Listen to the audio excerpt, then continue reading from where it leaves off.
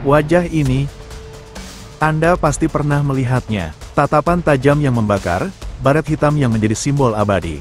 Ini adalah wajah perlawanan, ikon pemberontakan yang melintasi generasi dan geografi. Namun, di balik citra yang dicetak di jutaan kaos, siapakah Ernesto Che Guevara?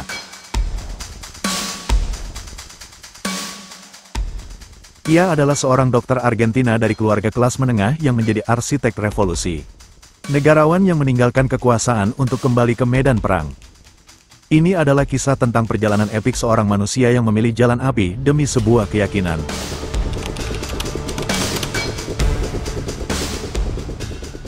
Lahir pada tanggal 14 Juni tahun 1928 di Rosario, Argentina, Ernesto Guevara de la Serna merupakan sulung dari 5 bersaudara. Saat kecil, karena asma yang diderita Guevara, keluarganya pindah ke dekat Cordoba untuk mendapatkan iklim yang lebih kering. Saat remaja, ia mulai mengembangkan ideologi politik dan bergabung dengan para pengkritik diktator Argentina, Juan Perón. Ia adalah seorang mahasiswa kedokteran yang cerdas dan petualang yang gelisah. 1950, ia melakukan perjalanan sendirian melintasi Argentina Utara dengan mesin kecil yang dipasang pada sepeda. 1952, sebuah perjalanan mengubah takdirnya. Bersama sahabatnya, Alberto Granado, ia mengendarai sepeda motor butut bernama La Poderosa melintasi Amerika Selatan ke Miami di utara. Perjalanan sejauh 8.000 km ini bukanlah sekadar petualangan. Ia menyaksikan dengan mata kepala sendiri ketidakadilan yang mengakar, kemiskinan ekstrim, eksploitasi para pekerja oleh korporasi asing, dan sisa-sisa peradaban besar yang terpinggirkan. Di sebuah koloni penderita kusta di Peru, ia menolak memakai sarung tangan, berenang menyeberangi sungai untuk menunjukkan solidaritas. Buku harian sepeda motor miliknya, yang ditulis selama perjalanan, kemudian diterbitkan pada tahun 1993. Saya akan berada di sisi rakyat, tulisnya dalam buku hariannya. Saya akan turun ke barikade dan parit, berteriak seperti orang kesurupan, akan menodai senjata saya dengan darah, dan, karena marah, akan menggorokkan musuh yang kutaklukkan yang kutemui. Perjalanan ini memicu minatnya yang semakin besar terhadap komunisme, dan kebencian terhadap kapitalisme. Ia pun semakin yakin bahwa solusi hanya dapat dicapai melalui revolusi dengan kekerasan. Di sanalah, Ernesto sang dokter mulai mati, dan Che sang revolusioner mulai lahir.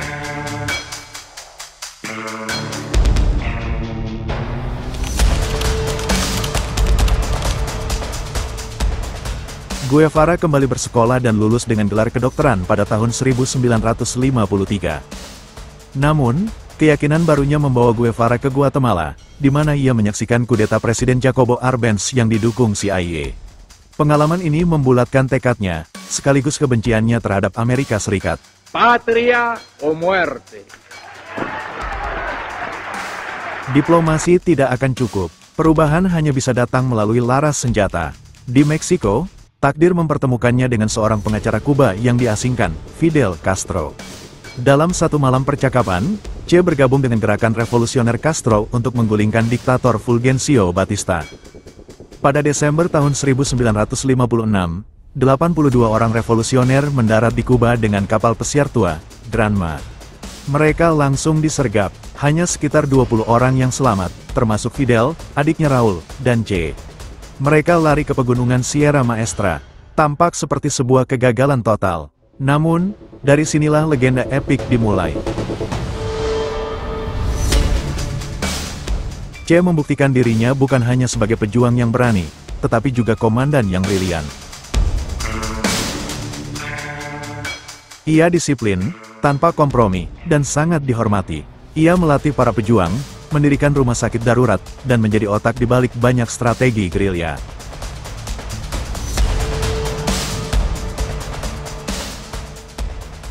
Momen paling heroik dalam karir militer Che datang pada akhir tahun 1958. Ia memimpin pasukannya dalam barisan panjang yang melelahkan menuju jantung Kuba, untuk merebut kota strategis, Santa Clara. Pasukan Che kalah jumlah secara dramatis. 300 gerilyawan melawan 3.500 tentara Batista yang bersenjata lengkap. Kunci pertahanan kota adalah sebuah kereta lapis baja yang membawa persenjataan berat dan pasukan tambahan. Dengan kecerdikan yang luar biasa, Che menggunakan traktor dari Fakultas Pertanian untuk merusak rel kereta. Kereta itu tergelincir. Para pejuang gerilya melemparkan bom Molotov, memaksa tentara di dalamnya menyerah. Kejatuhan kereta itu meruntuhkan moral seluruh pasukan Batista. Kemenangan di Santa Clara adalah pukulan telak yang mustahil. Beberapa jam kemudian, diktator Batista melarikan diri dari Kuba. Revolusi telah menang, dan Che Guevara adalah arsitek utamanya.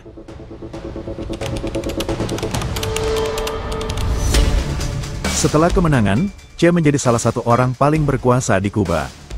Sebagai warga negara Kuba karena kelahiran, ia diangkat sebagai Presiden Bank Nasional Kuba, dan kemudian menjadi Kepala Kementerian Perindustrian, termasuk perjalanan global sebagai Duta Besar untuk Kuba.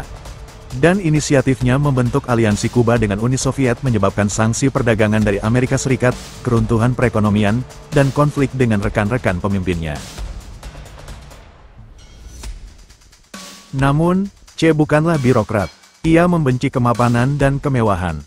Ia bekerja tanpa lelah, mendorong industrialisasi, dan menjadi suara moral revolusi di panggung dunia. Dalam pidatonya yang terkenal di Perserikatan Bangsa-Bangsa pada tahun 1964, ia dengan lantang mengutuk imperialisme dan ketidakadilan global. Formula además votos por una justa solución al conflicto que la hermana República de Indonesia encara en relación con Malasia. Tapi api di dalam dirinya tidak pernah padam. Baginya, Kuba hanyalah langkah pertama. Ia percaya bahwa revolusi harus diekspor ke seluruh dunia.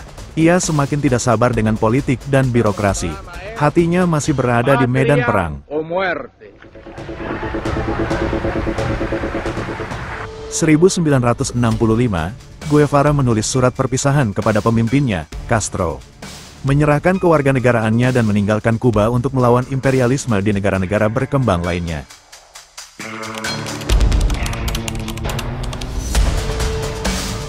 Pertama, di Kongo, Guevara mendukung dan melatih pemberontak Kongo yang dipimpin Laurent Désiré Kabila. Misi ini berakhir dengan kegagalan pahit. Guevara kembali secara rahasia ke Kuba, sebelum disarankan oleh Castro untuk melakukan perjalanan ke Bolivia. 1966, ia memulai misi di Bolivia, di mana ia bergabung dengan pemberontak gerilya dalam upaya menggulingkan René Barrientos. Ia berharap dapat mengulangi kesuksesan Sierra Maestra, menciptakan 2-3 banyak Vietnam di Amerika Latin. Namun, Bolivia bukanlah Kuba. Para petani lokal tidak percaya padanya. Partai Komunis setempat mengkhianatinya, dan medannya jauh lebih ganas. Pasukan kecilnya diburu tanpa henti oleh tentara Bolivia yang dilatih dan dipersenjatai oleh CIA. Dikhianati, terkepung, dan kehabisan sumber daya, kelompok gerilya Che perlahan-lahan dihancurkan.